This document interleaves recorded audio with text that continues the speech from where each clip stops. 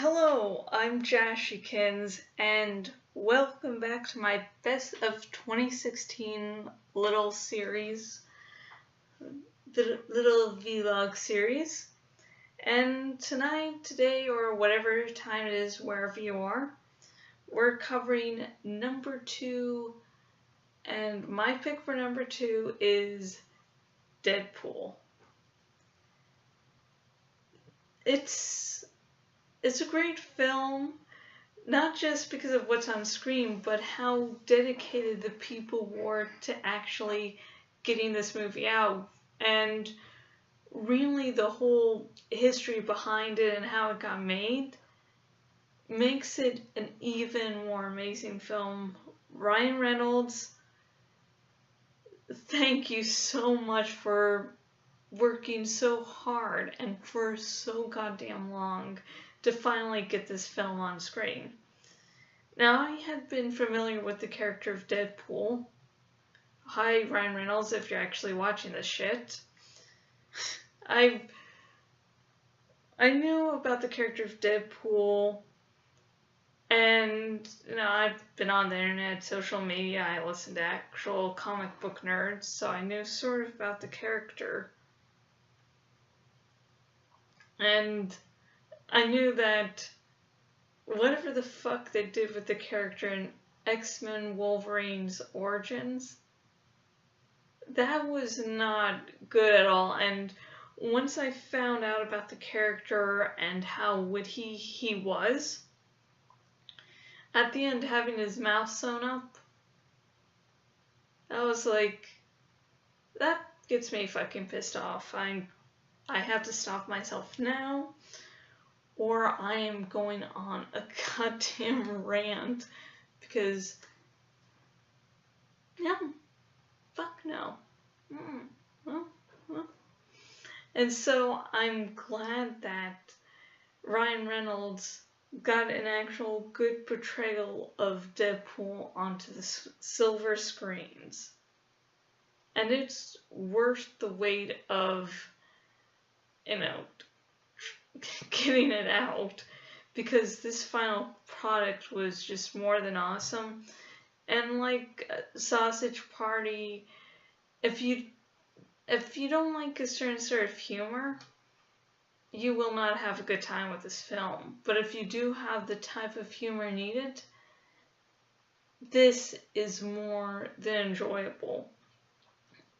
Besides being a good film, it proved that R-rated comic books could actually make money, that people would go out to see them.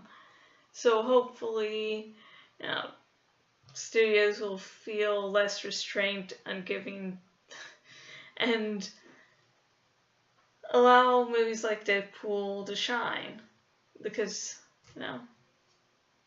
there is an audience for it, and we will fucking see them.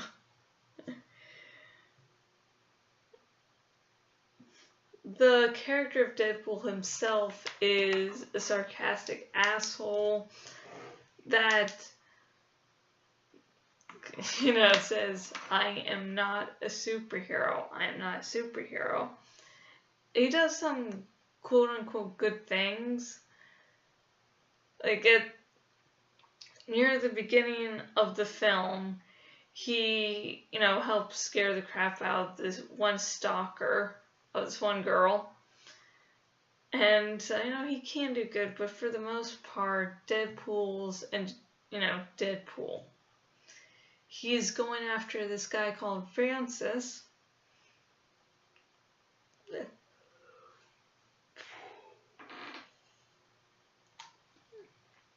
Going after Francis, who prefers to be called Ajax, and was the same actor who played the first Staryo on Game of Thrones. And I really remember that fact because I follow some Game of Thrones Facebook pages, and that joke comes up a bunch. Like every time Dario's mentioned it on those pages, like every time. And he's going after Francis because Francis is the reason not only that Deadpool can't be killed, but is also the reason his face is really fucked up. I don't know, maybe it's just, me, but Ryan Reynolds is still adorable even while looking all fucked up. It's like, aw, but I'm someone who is attracted, not, no, that's a little odd, but anyways, I have my own issues, my own kinks, so we won't get into those here, because this is all professional, and the horse behind me, Rowan, is probably looking at me very sarcastically about now. This ain't professional. But Deadpool is so fucking sarcastic. Oh, he's full of horrible, horrible advices at times. Like the guy that keeps on getting as, driving the cab and driving Deadpool. Deadpool is okay and fine with the guy, kidnapping his cousin, brother, or whatever, and just so he can win the heart of the woman he loves. God. And at the end of the day, Deadpool is a love story.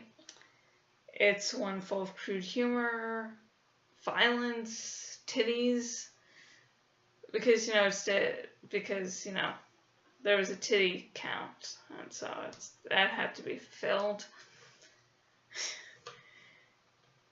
And it's, so I'm just thinking about the strip joint and then Stanley cameo there. Sorry, I just got really fucking distracted with that image.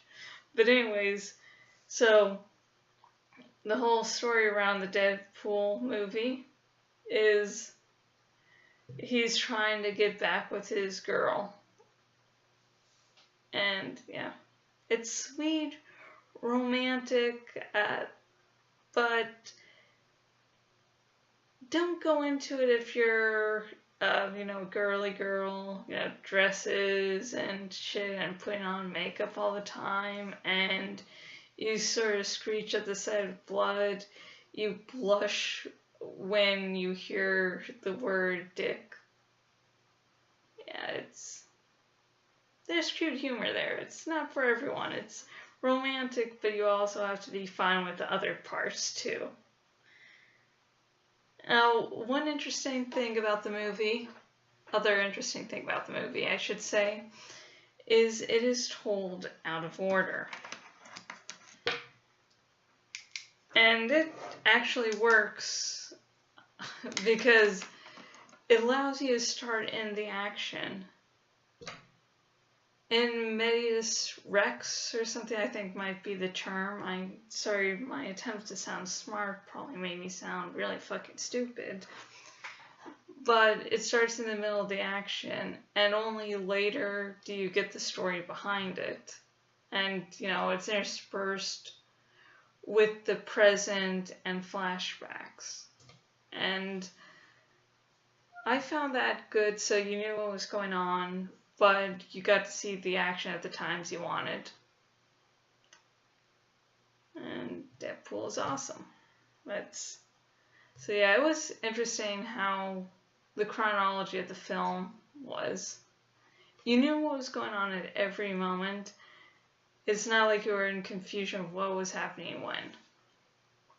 So that's good. It's not like Memento where... Yeah, if you've seen Memento, you know that there's like a shitload of charts you have to go through just to understand what's going on at any given moment. Okay, great movie. Yeah, confusing as fuck. But anyways, both Memento and Deadpool have, the out of order thing, but Deadpool you can follow along easily. You know, you don't have to do huge charts to figure out what the fuck's going on. But anyways, that was my pick for number 2 of the best of 2016. Tell me, do you agree, disagree? What's your second favorite film of 2016? Also, there is now still time to guess my number 1 film of 2016. For those of you who know me, this is probably not going to be a hard question at all, but you know, comment below. Let's see if you're right. You don't win anything, but you know, you feel a sense of accomplishment. Anyways, I have been Jashikins, owner at jashikins.blogspot.com. If you go to my blog, you can see wonderful vlogs like this and other articles, posts, fan fictions. The Rin duology is still going on. So, woot. And please like and subscribe. And finally, I have some links in the description. Please have fun exploring them. And until next video, goodbye. Dun dun dun!